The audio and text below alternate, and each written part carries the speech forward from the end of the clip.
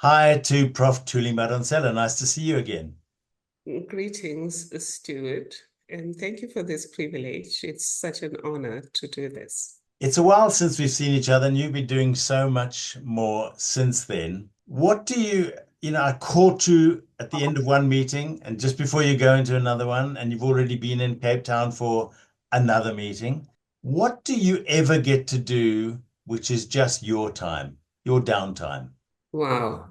Um, I feel at peace if I have a moment to meditate or pray or take a walk, particularly if I can go to the nature reserve where my walking is combined with admiring the beauty of all that has been created and and just being at peace with nature and hopefully at peace with humanity in the process.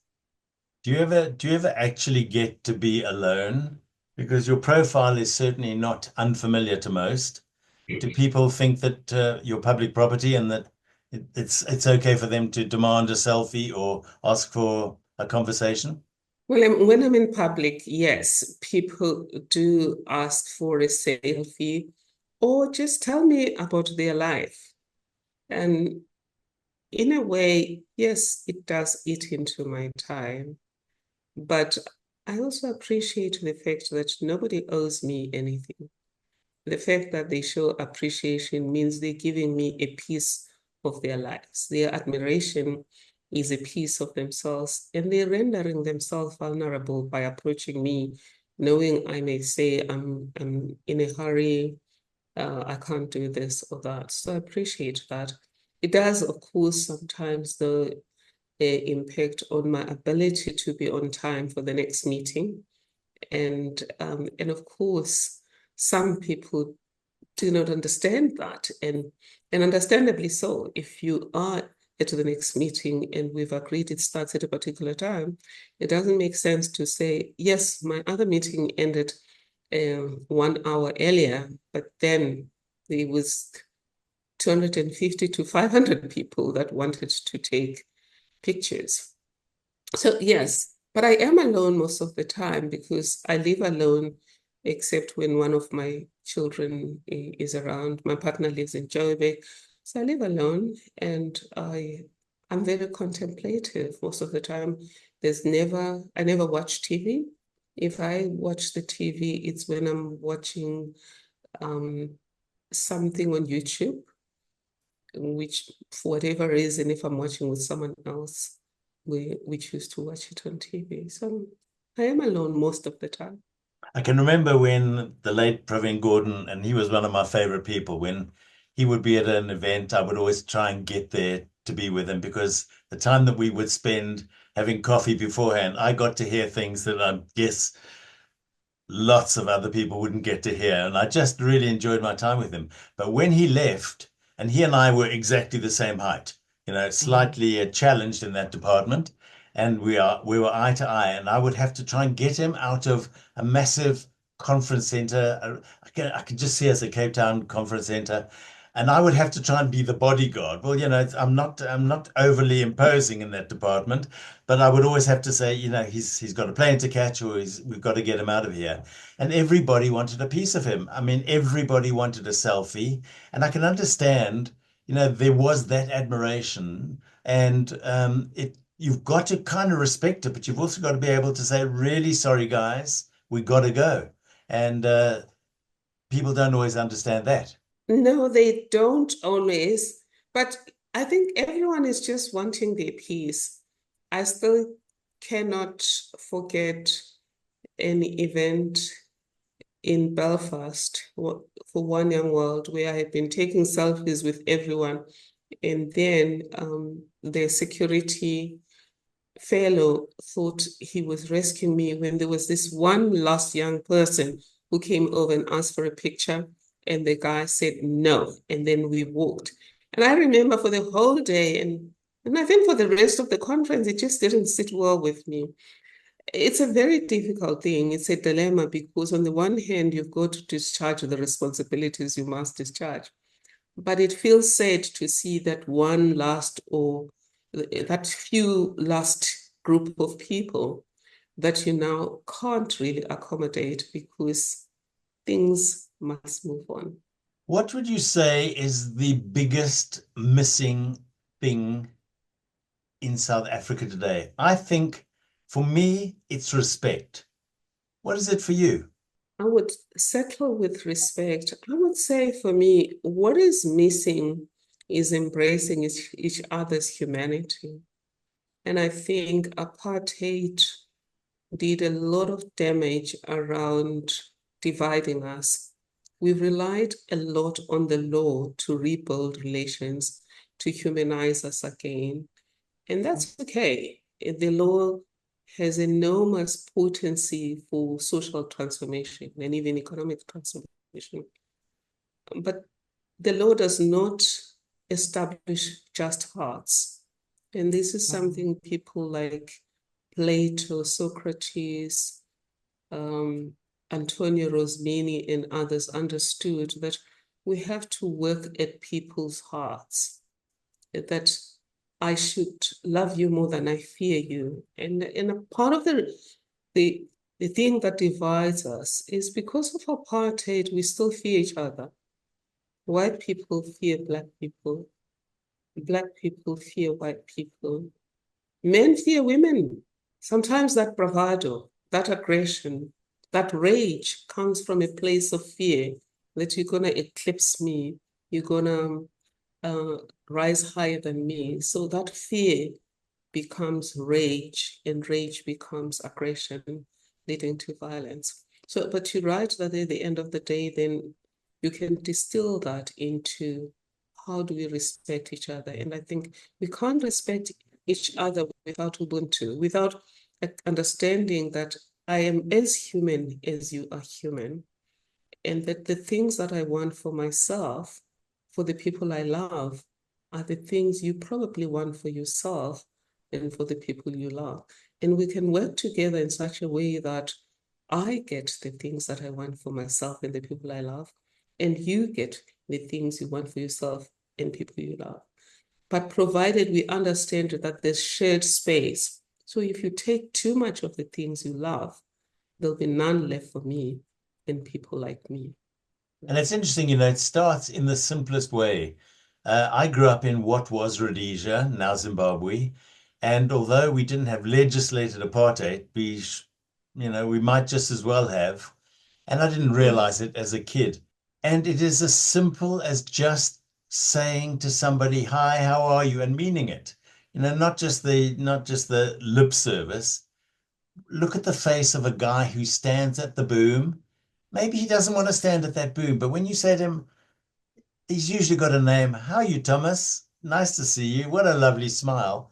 You just Mm. know that it makes the difference, just in the same way that when somebody sees us and actually acknowledges us, I don't think it's about feeding ego. And as a man, that's something I really try to be very aware of, not relying on. But the difference is as simple as that. It's just, I see you, and I really see you. Maybe we should start that revolution of Sawubona, which simply means I see you. I know somebody wrote a book for little ones. How many ways can you say hello? And you write to it. Um, as humans, there is an innate fear of annihilation among us. And one of the ways to temper with that fear is to feel you're being seen, you're being recognized, you're not being erased. And Sawubona and a smile, just hello and I've seen that across age, color, religion, just a hello with a smile makes the greatest of difference. But what you said though is extremely important. I grew up in Joburg. I grew up between Joburg and Swaziland. And so because I grew up in Swaziland as well, and I grew up among parents who were much, much older, greeting was essential. But living in Joburg for a long time, you would walk into a taxi and greet, nobody responds. You walk around, you smile and you greet, nobody responds. So by the time I came to Pretoria, I didn't greet. And I was talking to my children recently about I would walk into a taxi for a few years or few months. I didn't have a car. So I'd get into a taxi. They would greet me with that aggression. Dumela. Like, why are you not greeting? And they would ask you, how are you? But the emphasis would be saying, we are accusing you of being rude or not greeting. And I learned to greet again. And a few days ago, I was at an event where the people there were discussing institutional arrangements about to what extent are we becoming a community, a society in this institution. And it was amazing that one of the things that was raised by primarily Xhosa speaking people was the failure to greet. And they just felt that erases them. That's a form of microaggression to them. That even when I greet you, you pretend you haven't heard me and you just walk on. So maybe, yes, we need that revolution where we can just say, Sawubona, we'll lose nothing, Dumela. I think, Yes. yeah, I think I walk, there must have been something in our upbringing. You walk into a shop and because you're trying to find something and there's a shelf packer or a staff member and you just say, can you tell me where the light bulbs are? And they will actively say, good morning or good afternoon. Because why? Because I haven't bothered. I have looked Mhm. past them and, I could be talking to a robot. And they're so absolutely right. We need to just take a second and just, we're in Africa. Who gives Mm. us the right to not be African? Well, I think in this regard, it's happened to all of us, regardless of what color we are, this rudeness of not saying, I see you. Because in Zulu, Sawubona literally means, I see you. I see the human in you. I see the soul in you. And I see me in you because of our interconnectedness. So I think that's just a good start. Sawubona, how are you? And then move on. I think it could begin to thaw these strained relationships. You were involved in the penning of the Constitution way back. If you did it today, might you change anything? Yes, there are two areas that I would change. The first one is the electoral system. I was one of those who insisted on proportional representation, and I had done my mini dissertation in human rights law, where I had suggested that the way forward in South Africa for an inclusive society would be proportional representation. But in buying inclusivity, we lost out on accountability. And therefore, I would want us to dial down a bit on proportional representation and link it to, to accountability. Number one, I would make sure that it's truly a dual system like in municipalities, where some people literally represent a ward. So if you are not happy with any law, or you want a law change, you want a new law passed, you know exactly where to go. At this stage, and the average person doesn't know, unless you're a member of a political party, and then you know who is deployed in your party to represent that area. But often they deploy somebody who knows nothing about that area. So there's not real accountability. So I would want that person to be elected in that community. The second thing I would want to do, just from an electoral thing, would be to have a popularly elected president. And also that the president's recall should be subject to a referendum, because then that frees the president to lead according to his or her vision. And convention during Mandela's time was such that we would defer to the president. If he feels the rugby symbol should still be retained as part of creating that baseline, that bridge of building the new society, he would be allowed. But a president who did that this day would then be subject to some kind of recall. So I wouldn't want that. I would want the recall of a president to be a societal thing. Secondly, I would change the preamble to include the fact that the past somehow still affects the present, because there are people who genuinely do not understand why we have to do some of the things. And I've seen when I train people on something I refer to as a rig monopoly game. And I rig the game, I kick out a team, I get the one team to move on, and then later I bring on the kicked out team and I say, I'm sorry, I made a mistake when I said pink is a terrible color and it doesn't deserve as much as blue does. Now pink, you can come back and then they say, but then we should reset the game. I say, no. Equality dictates that I treat you the same. So you all the same. They say, but these ones have all the hotels and all of the buildings and they have acquired money in the process. And then you let them play and then fall. And I have found that genuinely, whether I'm dealing with lawyers, ordinary members of society, or I'm dealing with students, they get the drift. They understand that trying to rectify the damage that was done by the past is not an issue of making new generations guilty. It's a tough thing to do in order to create a level playing field, because without that level playing field, inequality will grow. And I explain then to people that despite everything we've invested in trying to end inequality, despite all the laws we've passed, we're the most unequal society in the world. And it's that failure to arrest the consequences of the rigged game of the past. Does democracy have a place? Does it work? Can it work? Why doesn't it work when it doesn't? That's quite a loaded question. You know, I really am an advocate for democracy, but I do understand its failures, as again Plato picked them up front.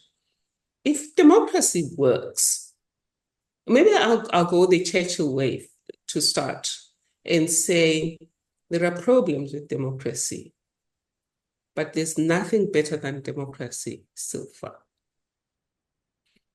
And I genuinely think there's nothing better than democracy. But the Tuma Foundation then says, when you think democracy, don't think the way we've structured democracy in South Africa or the way any particular country has structured democracy. The very fact that we talk about consortiational democracy in the Nordic countries mean there are many ways of doing democracy. As long as you understand that democracy is people's power, demos kratos, and you can tie it up. I think countries like Rwanda, for example, and I think Kenya built space, for example, for people to come in, not as political parties, to come in to represent underrepresented groups, such as young people, such as people with disabilities. Because democracy was always an idea about nothing about us without us. It was a reaction in Athens after, firstly, the nobility had been very autocratic and been unkind, making rules that favored them and punished the rest. And people, taxes that taxed the poor a lot, but the benefits went to the rich. Then they had tried the 30 tyrants, and then the 30 tyrants were tyrannical. And then democracy then was, what about a system where all the dems are represented? But here's the deal with Plato's concern about democracy, which is a reality today, is we have 400 people in parliament, but many of them can't even define what is the law. And these are people that have to understand existing laws, analyze the gaps in existing laws, and then create new laws to better regulate our coexistence. So Plato was right that democracy is both a right and a skill if it's properly done. So we have to rethink, number one, better ways of inclusiveness, better ways of accountability. But thirdly, who honestly do we send to parliament? Do we send the most popular in their communities? Because when they don't know how to deal, all they're going to do is to shout at each other. But time passes, the gaps around making this society more equal, the gaps around making this society gel, become more of a community. The community say, the Constitution says we're building a society. And a society is a bunch of people that are bound by a common purpose. So parliamentarians should be looking at us and saying, our people are not as united as they should be. We should be progressively becoming less polarized, and they should be coming up with ideas on what could be done. But some of them have only been able to run their bath before they went to parliament, and now they have to run a country. I'm not saying all of them, I'm saying some. There's great people in parliament, but you have to then make sure there's horses for courses when you then put people in positions, that those who are put in those positions are genuinely competent. But lastly, we need to have everyone who manages our affairs to truly mean it when they take the oath to accept and to defend the Constitution. I genuinely think that there are people in that parliament who reject certain provisions of the Constitution. And I found some, for example, never use the word social justice or human rights, ever. But they're in parliament and they have sworn to uphold the Constitution. Mteto Inyati, I was at an event at the launch of Bruce Whitfield's book a couple of weeks ago. And Mteto was the guest on site. And he just talked about what he had done as the chairman of ESCOM with a suitably qualified and committed team on the board. And that's why we're at sort of 200 days of no load shedding, although I think I've got it at the moment. But to me, that was a full commitment. There almost needs to be some kind of suitability, capability means test. If you don't pass, you don't get appointed. I mean, but is that just a pipe dream? No, you're absolutely 100% right. There has to be this suitability in terms of understanding the mission, accepting the mission, and having the skills and values to discharge the mission. And I think with Mteto, it's not just the understanding of ESCOM. I think his key, as I see it, he has a sense of leadership. And to lead people, you've got to build bridges for them. You've got to build bridges of hope for them to step up. And other leaders think by belittling people and making them feel ashamed, they're going to step up. Neuroscientists show us that when we're perpetually afraid and ashamed, we don't perform at our best because we are operating with our amygdala, where we are constantly just trying to survive, constantly trying not to be annihilated. So leaders like Mteto are the kinds of leaders we need at all levels. Leaders like I think Rasi Sia. and Sia Kolisi are those kinds of leaders. And these are leaders that Roosevelt Moskanta says they're confident leaders. And incidentally, among the leaders she saw as those confident leaders was the president of our country. She said confident leaders turn a losing streak into a winning streak. But to inspire hope when there's hopelessness and make people work together. So we need leaders who are not superstars, but who will make their teams superstars. I think there's so much to be said for servant leadership. I mean, you've got to be able to be there to support your generals and to fill the gaps and to know when they're erring in any kind of way. But yes, you're absolutely right. It shouldn't be about ego, and yet there are so many leaders. We absolutely, and this is, I go on and on about this, but we need more women in power because they've got something that generally the guys do not have.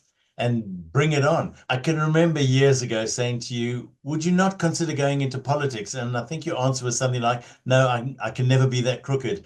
And Jonathan Jansen has said exactly the same to me because, if we could have you in the right portfolio and him in education, gee whiz. But I think it's just so filthy.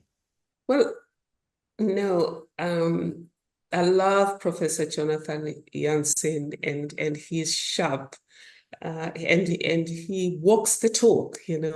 He's a classical or quintessential servant leader. My view is I will not go into politics, not because I think it's crooked. I just think we brush everyone, we paint everyone with the same brush. I think politicians are like you and me. What changes them into something else? My view, I've always said I can't go into politics because often you have to be utilitarian when you're a politician. There's certain decisions that you have to make for the greatest good for most. As a social justice anchored person, I tend to want all the good for all.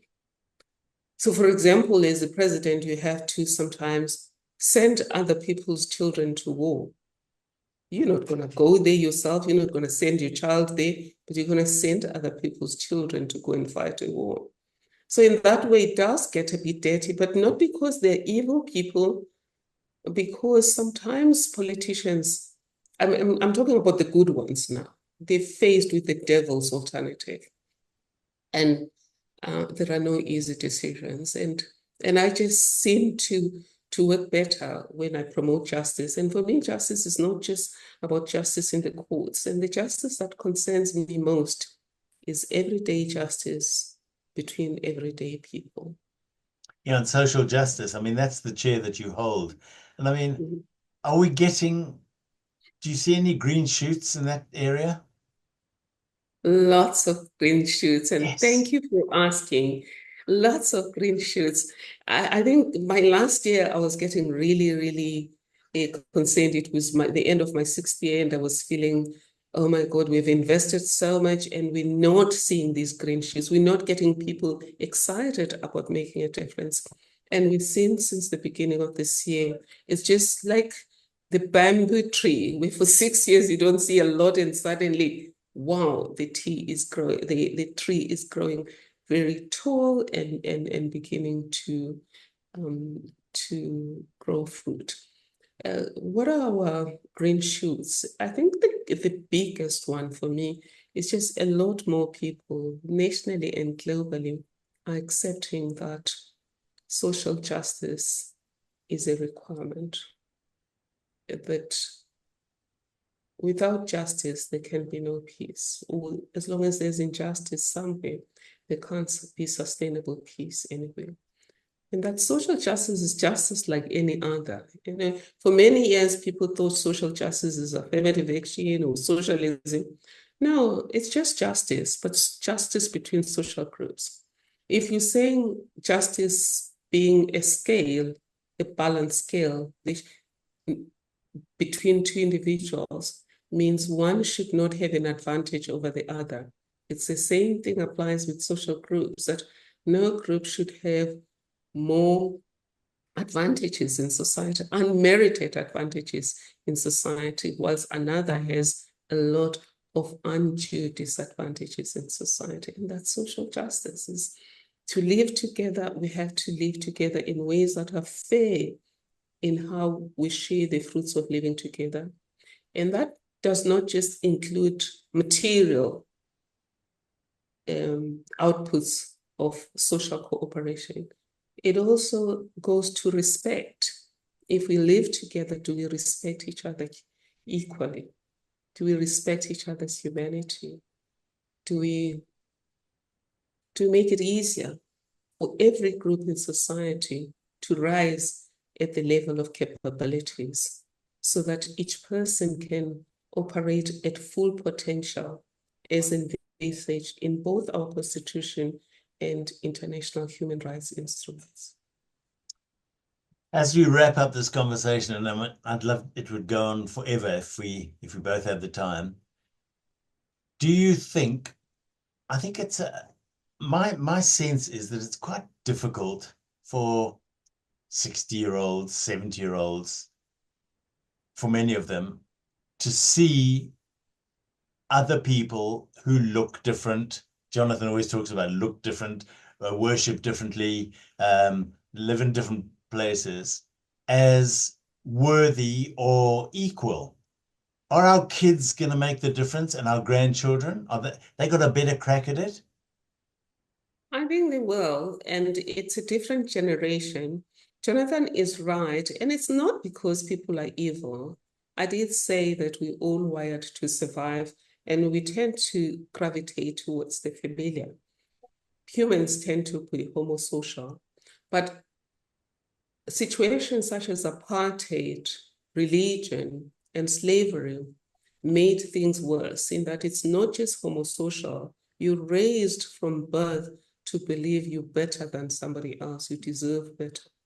And then in one generation, it's just 30 years of democracy, in one generation, having expected to replace your father in being the kingpin of this space, you suddenly have to deal with the fact that women too have to be in charge.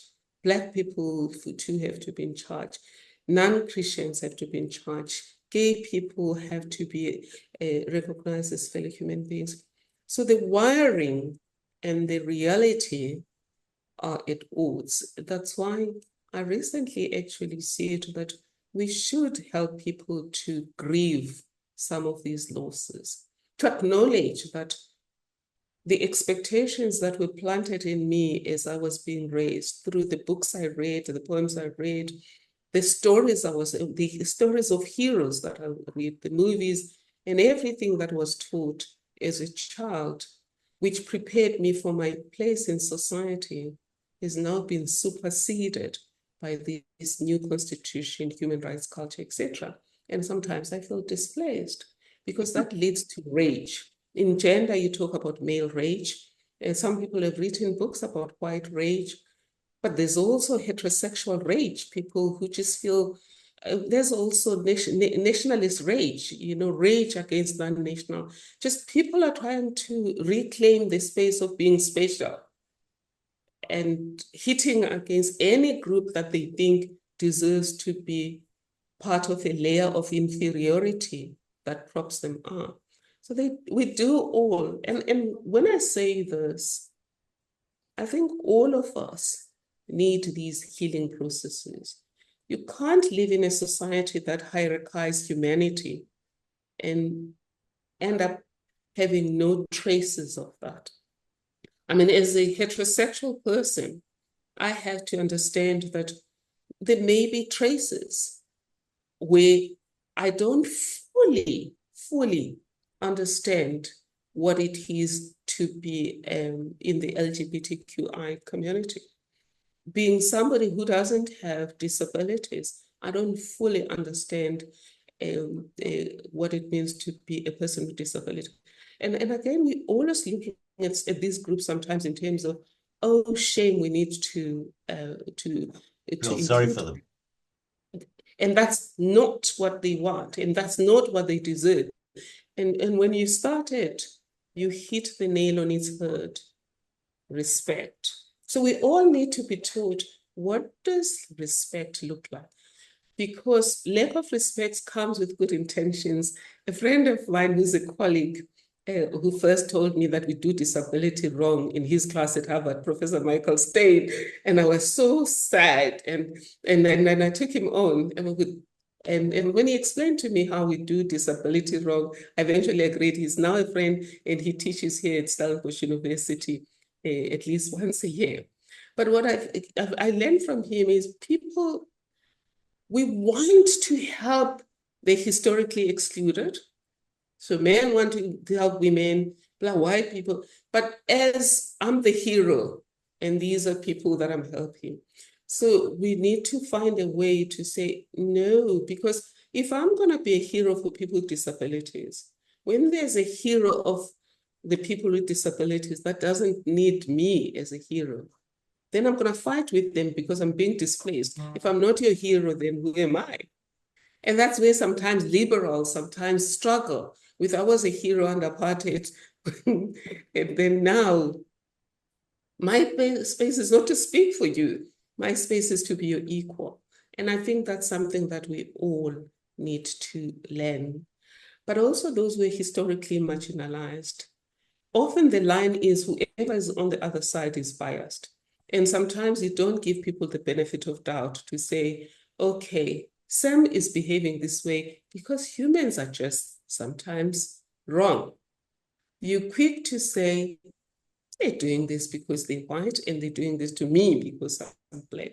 So we operate all in these poisoned waters, but it is possible. You say, is it the next generation? I have found that even in my generation, when we engage each other gentle, there's room for enrolling each other.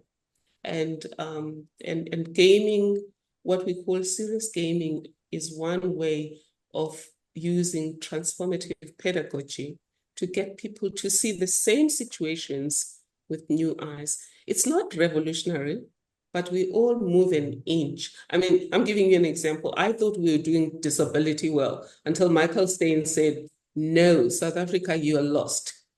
And people, as I think it was Sobukwe who said people don't like being told they are wrong. So, so I felt I've been part of drafting the Constitution. I've been part of drafting many laws. And you can't say we're doing it wrong. So, but listening, just listening, you begin to see a different paradigm than the one you have been wired to see from. Time magazine named you as one of the 100 most influential people in the world. And I thank you for this time because you influenced me so strongly. And that may you continue influencing. And may we all just take a little step back and not be afraid to say sawubona. It's that easy, and smile and actually care. Thank you for your Good. time. Thank you.